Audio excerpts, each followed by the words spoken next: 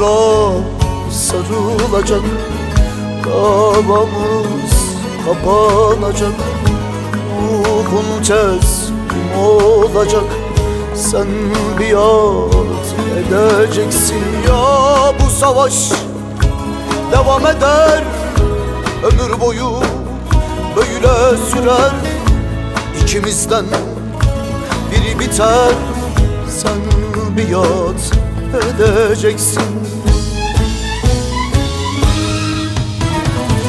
Ben biat etmem sana, sen biat edeceksin. Ya bu sevda güdecek ya da benden gideceksin. Ömür boyu gideceksin, sen biat edeceksin. Ben biat etmem sana, sen biat edeceksin. Ya bu sevda gidecek ya da benden gideceksin.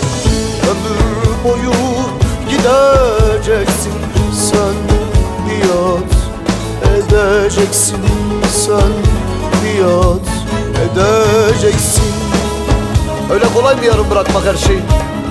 Beni, seni, hayatı, yaşadığımız her şeyi.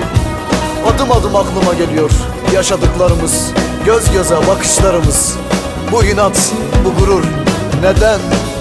Ben biat etmem sana, sen biat edeceksin.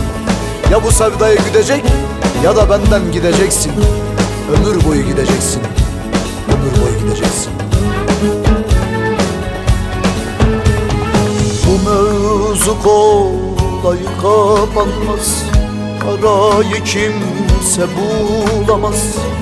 O taş kalbin anlayacak, sen biat edeceksin.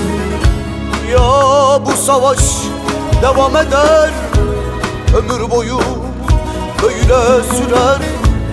İkimizden biri biter, sen biat edeceksin. Ben biat etmem sana, sen biat edeceksin.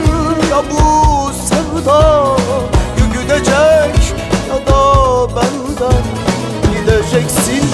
Ömür boyu gideceksin, sen biat edeceksin.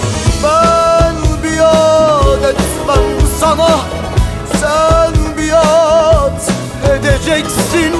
Ya bu sevda gidecek ya da benden gideceksin.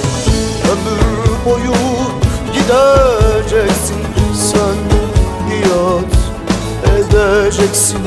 Sen biat edeceksin.